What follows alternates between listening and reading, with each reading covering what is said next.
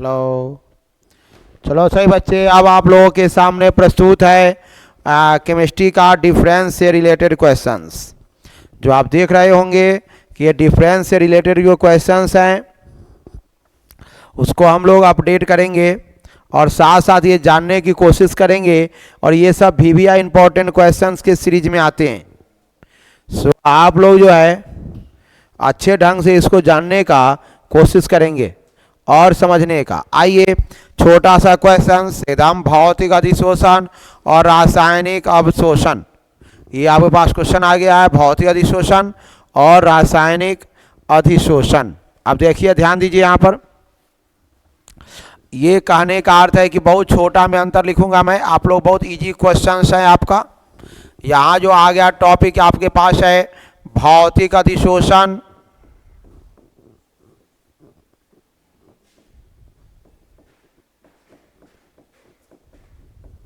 और यहाँ एक टॉपिक आ गया है पास रासायनिक अधिशोषण।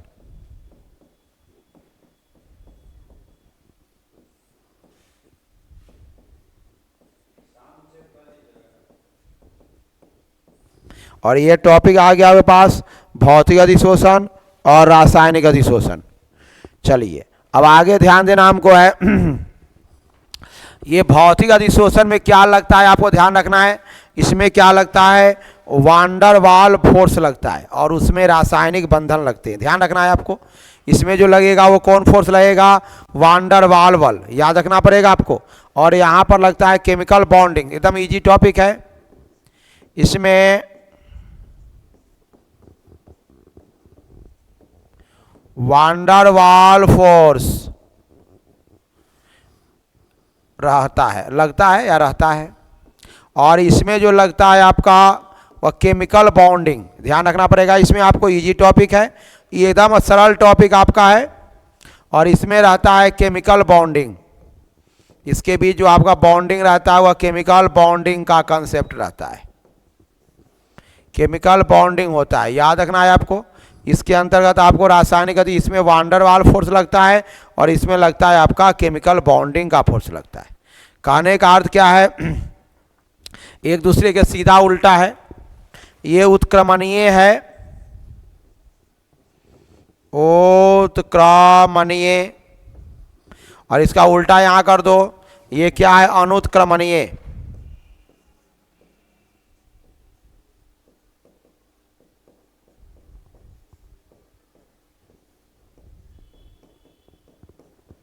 ये क्या है यहाँ पर, अनुत्क्रमणीय है। तीसरा पॉइंट यहाँ पर आएगा, ध्यान दीजिए, ये उत्क्रमणीय है और ये क्या है आपका, अनुत्क्रमणीय है। ध्यान देना है आपको। कहने का अर्थ है क्या, इसकी ये कहीं भी हो सकता है, अर्थात इसकी प्रकृति विशिष्ट नहीं है।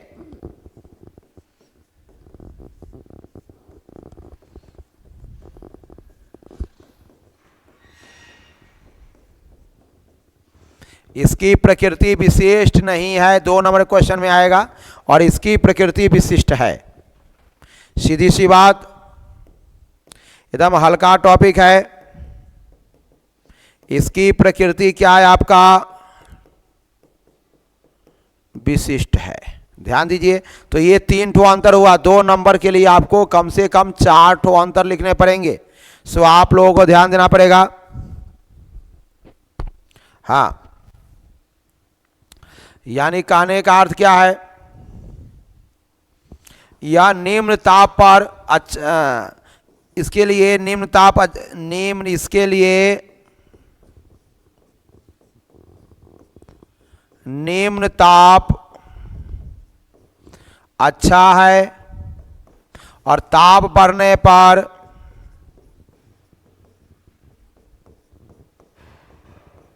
जो ताप बढ़ता है, ताप बढ़ने पर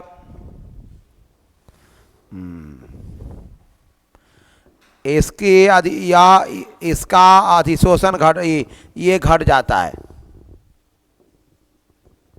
घटता है ताप वृद्धि पर। अब यहाँ ध्यान दो, ये क्या है आपको पता है, इसका उल्टा ये यहाँ पर काम करेगा ये। हाँ, अगर टेम्परेचर बढ़ेगा तो अधिशोषण क्या हो जाएगा, बढ़ जाएगा। ताप बढ़ने पर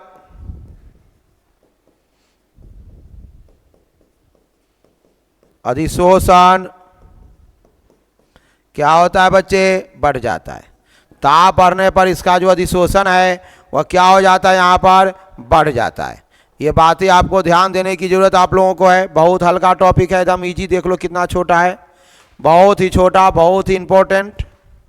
हाँ, अब ये बातें आप समझ गए होंगे बच्चे। चलिए अब आगे बढ़ते हैं।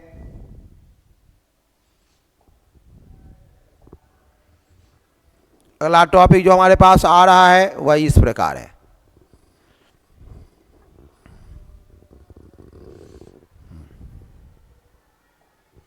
यहाँ देखो, यहाँ पर तो टॉपिक आ रहा है, देखो यहाँ आगे आए कि अवशोषण और अधिशोषण में क्या अंतर है।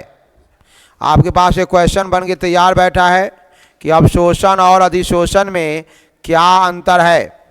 बहुत हल्का कॉन्सेप्ट है, हल्का टॉपिक आपके लिए।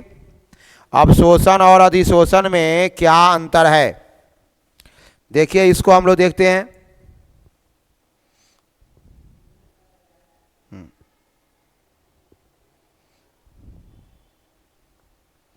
यह जो है अवशोषण और अधिशोषण में क्या अंतर है, इसको देखते हैं हम लोग। यह जानते हैं क्या होता है। हाँ, कहने का अर्थ है यह कहाँ होता है, पृष्ठ पर होता है। पहले ध्यान रखना है आपको, डिफरेंस में इजी में याद रखना है। आहा,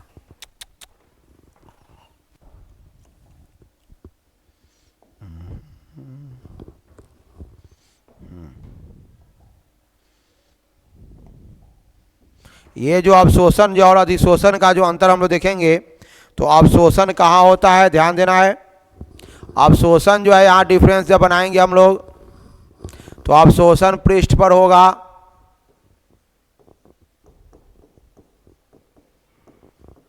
और यहाँ होगा अधिशोषण।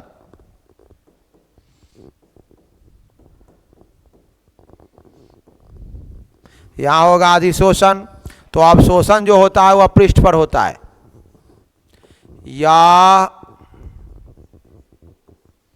पृष्ठ पर होता है। याद रखना है, एकदम सरल टॉपिक है, छोटा में लिख रहा हूं मैं। ये कहां पर होता है बुआ, पृष्ठ पर होता है, याद रखना है आपको। और यह जो है भीतर वाले भाग पर होता है, इंटीरियर भाग में होता है।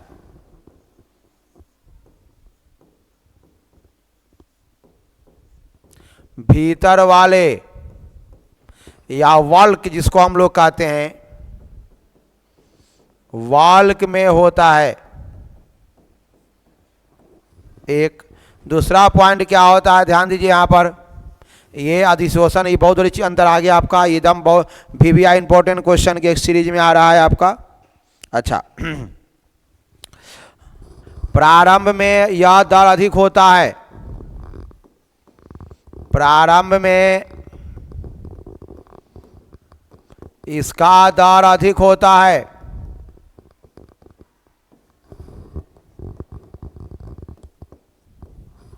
प्रारंभ में इसका दर अधिक होता है, ध्यान दो यहां पर। और साम्यावस्था में घटने लगता है। साम्यावस्था में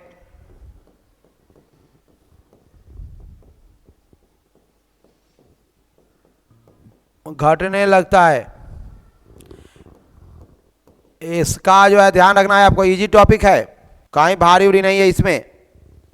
अवशोषण दर जो है हमेशा समान रहता है, ये बात ध्यान रखना है इसमें। अब इसमें क्या है,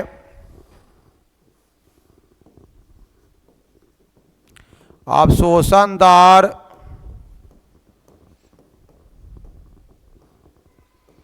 हमेशा समान रहता है।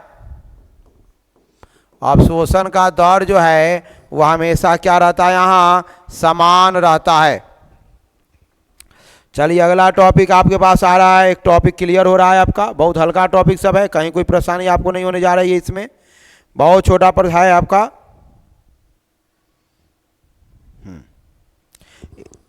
इसमें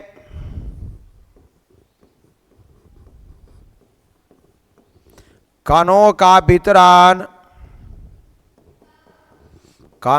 वितरण पृष्ठ एवं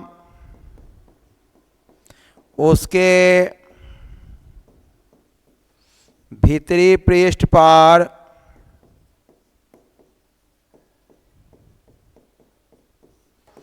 असमान होता है। ध्यान देना होगा, यहां जो क्या होता है, इसकी बाहरी पृष्ठ हो या भीतरी पृष्ठ हो, इसमें क्या होगा, समान होगा।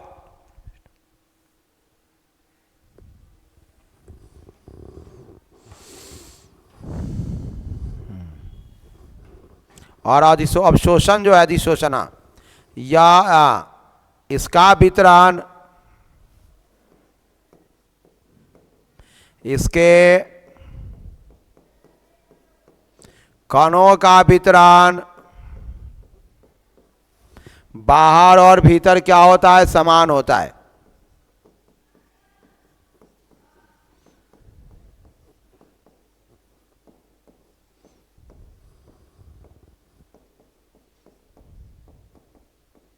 एकदम हल्का टॉपिक है और ये आपको एकदम क्लियर वे में याद कर लेनी है। एकदम हल्का टॉपिक है, बहुत छोटा में लिखा है आपको, बहुत छोटा कंसेप्ट में मैंने इसको लिख रहा हूं आप लोगों के लिए, बहुत छोटा कंसेप्ट है।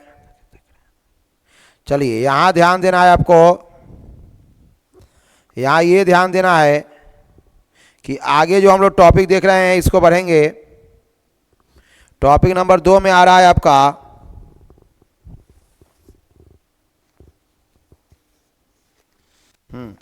क्वेश्चन बाय क्वेश्चन हम लोग चेक कर रहे हैं। अगला टॉपिक जो आएगा इसको ध्यान देना है। सब हल्का हल्का टॉपिक सब आपके पास मौजूद है, कोई कठिन टॉपिक नहीं है, सब हल्का टॉपिक है। आइए आइए आपको क्यों वाला क्वेश्चन, भंजन और निस्तापन आ जाइए, ये भी बहुत इंपॉर्टेंट क्वेश्चन है आपका। हाँ ओके, ये जो टॉपिक है बहुत इंपॉर्टेंट है आपका। चलिए बच्चे लोगों को आ चुका होगा, ध्यान दीजिए। भंजन और निस्तापन एकदम वीवीआई इंपॉर्टेंट टॉपिक है, यहां इसको आपको अपडेट करना है। यहां देखिए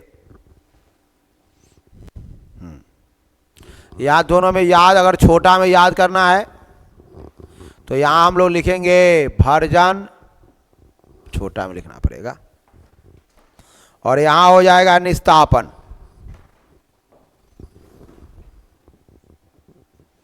भर्जन कलर बदल दो और निस्तापन।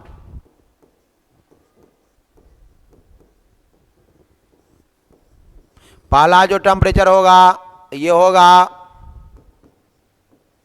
वायु की उपस्थिति में, एकदम छोटा छोटा मैं लिख रहा हूं आपको, वायु की उपस्थिति में होता है। और ये होगा वायु की अनुपस्थिति में, वायु की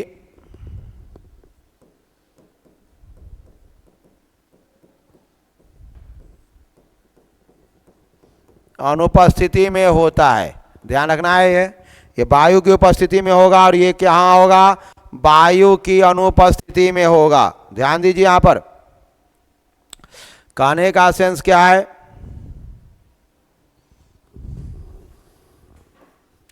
सल्फाइड अयस्कों के, इसका प्रयोग हम लोग कहां करेंगे, याद रखना है, सल्फाइड अयस्कों में करेंगे।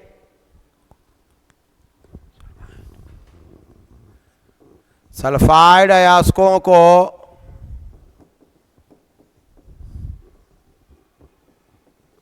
धातु के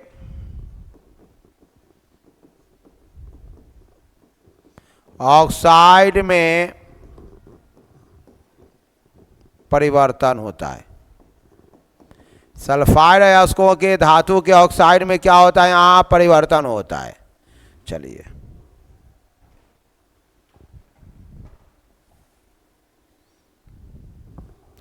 दूसरा पॉइंट है, यहां दूसरा पॉइंट क्या होता है, इसमें जो है ना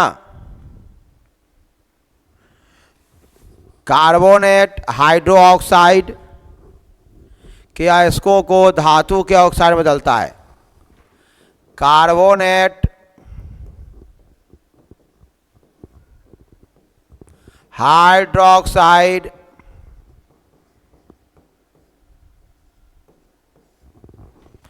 के अयस्कों को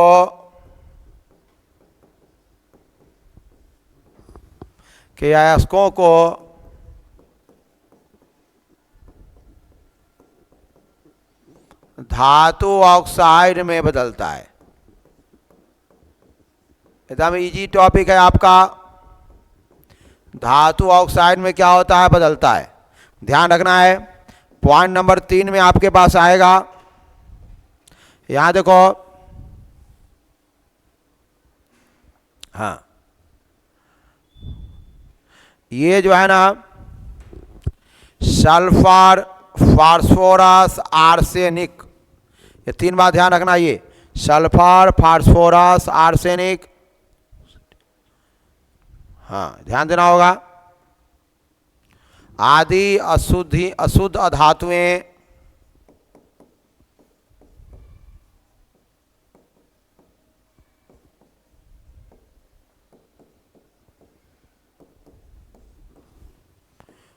उड़न, अधातुएं उड़नशील, तो उसमें जाएगा। हाँ,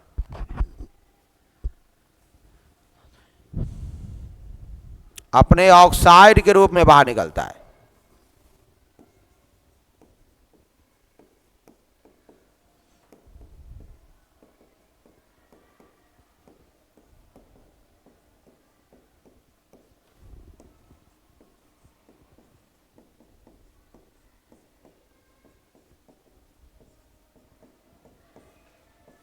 ऑक्साइड में बाहर निकलता है।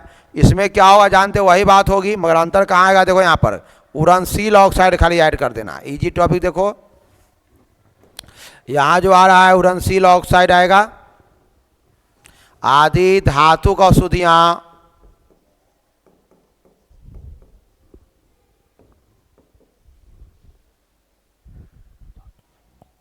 हाँ, ये जो है ना यश पी आदि जो आपके पास दिया गया है, अशुद्ध धातुओं के ऑक्साइड है। हाँ, आदि अति अशुद्ध धातु ऑक्साइड, ध्यान देना है यहाँ पर। दोनों रुक जाओ,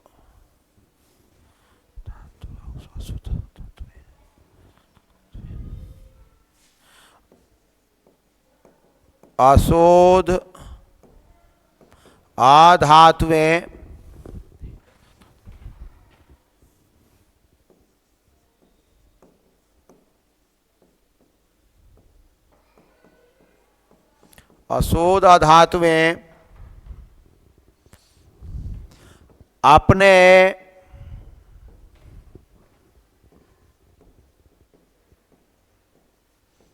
उड़नशील ऑक्साइड के रूप में बाहर आता है।